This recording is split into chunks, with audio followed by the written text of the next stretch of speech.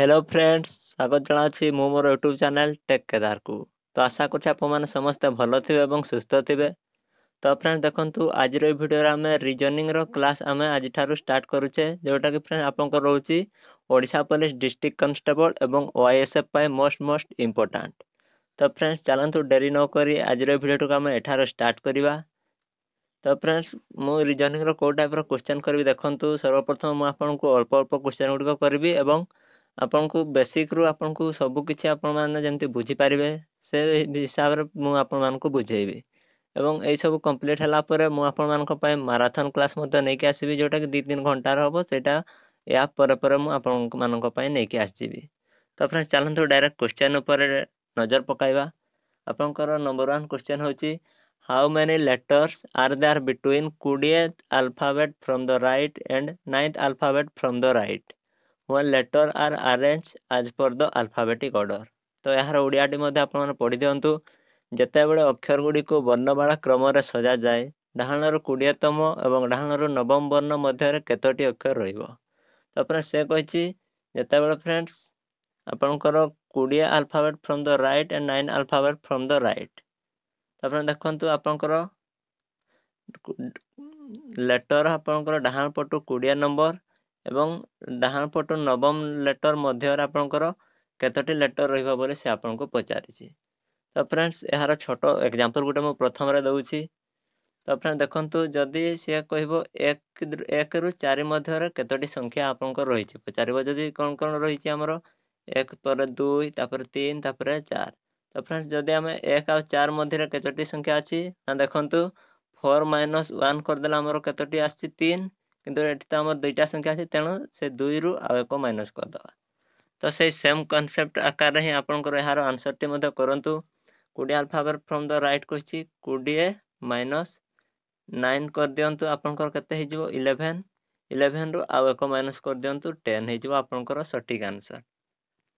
Next question देखंतु question number 2 रे कोन कहछि in a certain code language if the word alone is coded as 1 2 3 4 5 and basic is coded as 6 1 7 8 9 then how will the word close be coded in that language। तो देखंतु Elon टाको से code करछि 1 2 3 4 5 एवं basic टाको code करछि 6 1 7 8 9 ताले close टाको कोन बोल लिखा जिवो बोली से पचाछि। तो देखंतु एलोन टाको लिखा गला 1 2 3 4 5 बेसिक टाको 6 1 7 8 9 क्लोज रे प्रेटी सी अछि सी टी हमरो एठार मध्ये अछि एल मध्ये एठार अछि एल एठारे मध्ये अछि ओ एठार अछि ओ एठारे मध्ये अछि एस एठार अछि एवं एस टी एठार मध्ये अछि ई एठार अछि ई टा मध्ये एठार अछि। तो याको हमरो कहा जाय डायरेक्ट कोडिंग। तो एठार सी पई एठी जहा लिखा अछि ताको डायरेक्ट नै कि सेठा लिखि दवा एठरे सी पई 9 लिखा अछि तेणु एठी सी जगह रे 9 लिखि दवा एवं एल पई एठार 2 लिखा अछि 2 टा को आनि के एठी लिखि दवा ओ पई आपन को एठार 3 लिखा अछि ओ टी को 3 टी को एठी लिखि दवा एस पई एठी हमर लिखा जायछि 7 एठी एस पई लिखि दवा 7 ई पई एठार देखंतु 5 लिखा जायछि तेणु ई टा को 5। तो यार सटीक आंसर हे जिवो 92375 जोटा कि ऑप्शन नंबर सी आपन को करेक्ट आंसर हे जिवो। नेक्स्ट क्वेश्चन देखंतु क्वेश्चन नंबर 3 जोटा कि हमर को रहउछि स्टेटमेंट एवं आर्गुमेंट वाला क्वेश्चन। तो फ्रेंड्स देखंतु चलंतु पढंतु क्वेश्चन टी को स्टेटमेंट टी आपन को दे देछि सेति मध्यरु काहाकू नै कि हमें आंसर करि परबा सेटा को आपन को बतेबा पई पड़िबो। तो फ्रेंड एटा होछि आपन को statement what is the cost of 10 apple and 6 mango.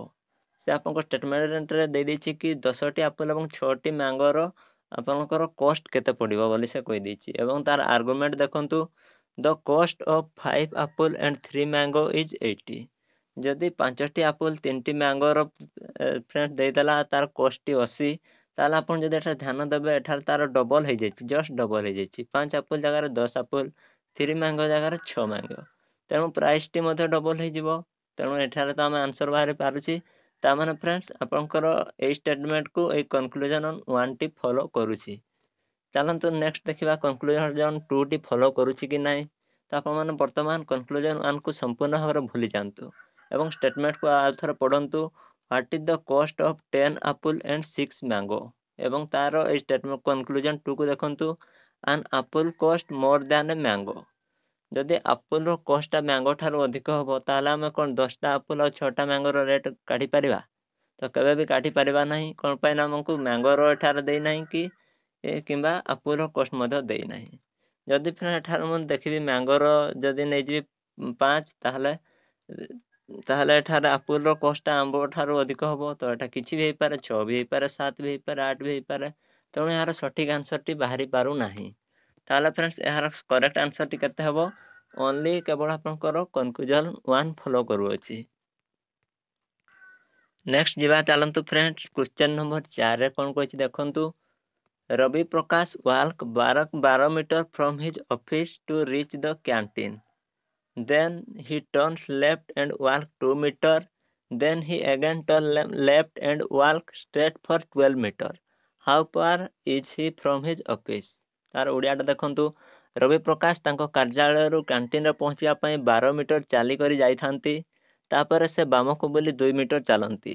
तापर से पुणी बामको बुली सीधा 12 मीटर चालंती। से तांको कार्यालय ठारू केते दूर रे अछंती।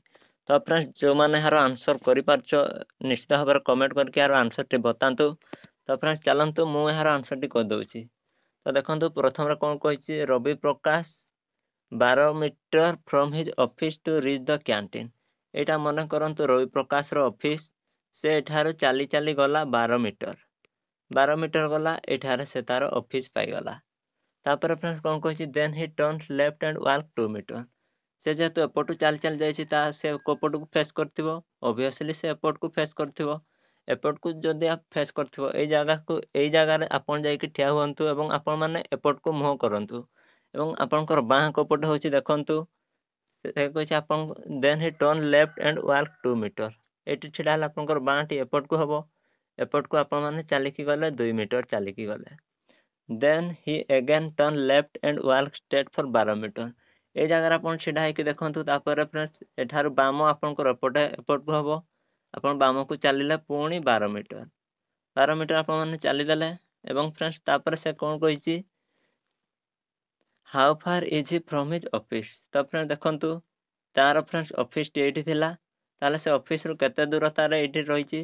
तो फ्रेंड्स देखंतु ए डिस्टेंस टा आपनकर 2 मीटर माने ए डिस्टेंस टा मध्ये आपनकर 2 मीटर हबो। तो फ्रेंड्स से तार ऑफिस रु केते दूरता हल अछि 2 मीटर डिस्टेंस रे से अछि। नेक्स्ट क्वेश्चन देखंतु 5 नंबर एटा मध्ये आपनकर स्टेटमेंट एवं कंक्लूजन रो ए क्वेश्चन टी आपनकर आसी अछि। तो स्टेटमेंट कोन देछि देखंतु what is the average age of the two new student who join the group. तो फ्रेंड्स ग्रुप रे आपनकर दुई जन नुआ स्टूडेंट जॉइन हले तार एवरेज टी आपनकर केते हेबो बोली से स्टेटमेंट रे कहि दिछि। तो चलंतु प्रथमे कंक्लूजन 1 को देखिबा कि फॉलो करूछि कि नाही। तो कंक्लूजन 1 रे कोन दिछि देखंतु the average age of A group 10 student who were there previously was 800। तो फ्रेंड्स 10टी स्टूडेंट रो एवरेज टी से आपनकर दे दै अछि 100। 10टी स्टूडेंट रो एवरेज जदि 100 ताले गोटे स्टूडेंट रो हम काढी परिबा ना नै। गोटे स्टूडेंट केमति काढिबा 100/10 कर देबा।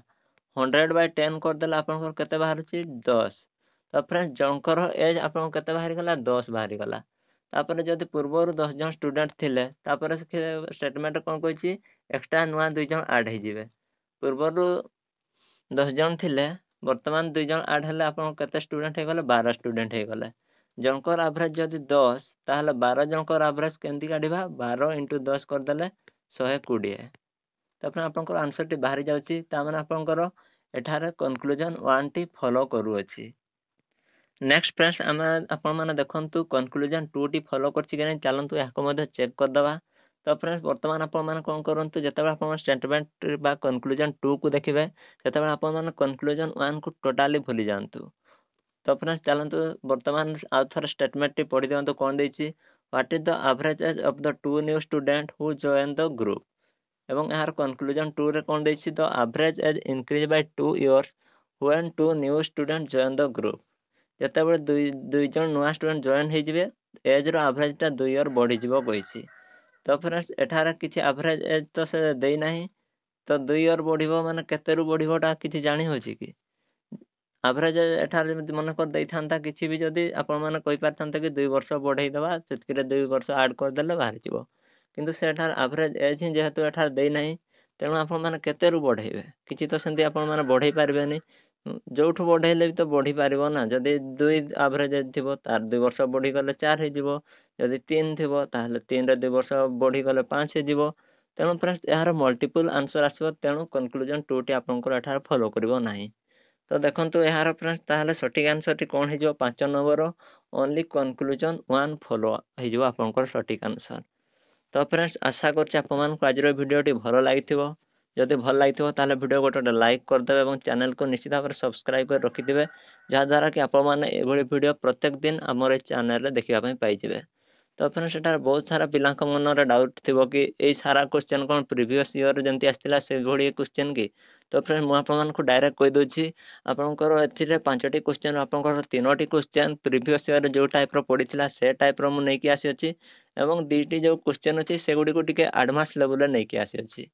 କ'ଣ ପାଇଁ ଆଡ଼ଭାନ୍ସ ଆଣିବାର ଫ୍ରେଣ୍ଡସ୍ ମୋର ମୋଟିଭ୍ କ'ଣ? ନା ଦେଖନ୍ତୁ ଆପଣଙ୍କର ପୂର୍ବରୁ 2022ରେ ଆସିଥିଲା, କିନ୍ତୁ ବର୍ତ୍ତମାନ ଆପଣଙ୍କର କେତେ ଚାଲିଛି? 2025 ଚାଲିଛି। ତ ଫ୍ରେଣ୍ଡସ୍ 3 ବର୍ଷ ମଧ୍ୟରେ ଆପଣଙ୍କର ନିଶ୍ଚିତ ଭାବରେ କମ୍ପିଟିସନ୍ଟି ମଧ୍ୟ ବଢ଼ିଥିବ। ଯଦି ଆପଣମାନେ କେବଳ ସେ ପୂର୍ବକୁ ହିଁ ଦେଖିକି ପ୍ରିପେୟାର ହେବେ, ତାହେଲେ ଫ୍ରେଣ୍ଡସ୍ ହୁଏତ ଆପଣମାନଙ୍କ ପାଇଁ କଠିନ ହୋଇପାରେ ଏକ୍ଜାମ୍ କ୍ରାକ୍ କରିବା। ତେଣୁ ଫ୍ରେଣ୍ଡସ୍ ମୁଁ ଆପଣଙ୍କର ପ୍ରିଭିୟସ୍ ଇୟର୍ରେ ଯେମିତି ଆସିଛି ସେ ଟାଇପ୍ର କ୍ୱେଶ୍ଚନ୍ ଆଣୁଛି ଏବଂ ତାଠାରୁ ଟିକେ ଆଡ଼ଭାନ୍ସ ଲେଭେଲ୍ ମଧ୍ୟ କ୍ୱେଶ୍ଚନ୍ ଆପଣମାନଙ୍କ ପାଇଁ ନେଇକି ଆସୁଅଛି। ତ ଫ୍ରେଣ୍ଡସ୍ ଭିଡ଼ିଓଟି ଭଲ ଲାଗିଥିଲେ ଲାଇକ୍ ନିଶ୍ଚିତ ଭାବରେ କରିବେ। ଆଜିର ଭିଡ଼ିଓଟିକୁ ଆମେ ଏଠାରେ ରଖିବା। ଜୟ ହିନ୍ଦ, ଜୟ ଭାରତ, ବନ୍ଦେ ମାତରମ୍।